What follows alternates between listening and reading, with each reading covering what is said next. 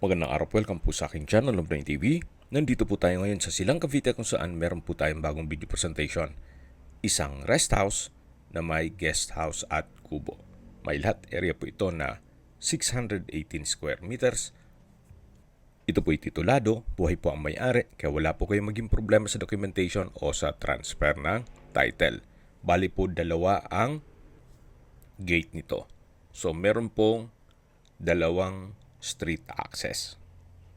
Dito po sa loob ng property ay punong-puno po ng mga ornamental plants at ito pong bahay ay well-maintained kaya ready for occupancy. Napakatahimik po ng lugar, sariwang hangin at malamig po ang klima.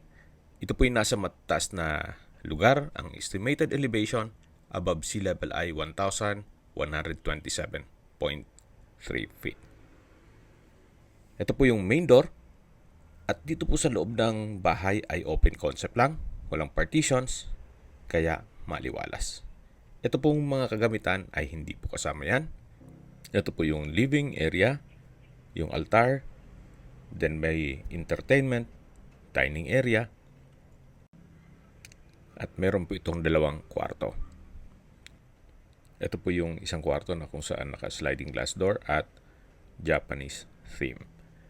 Okay, ito pong lokasyon nitong property ay malapit po sa lahat ng business establishments.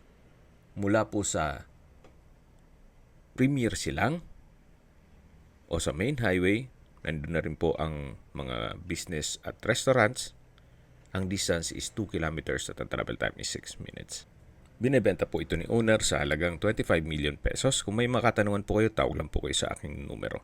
Maraming salamat po.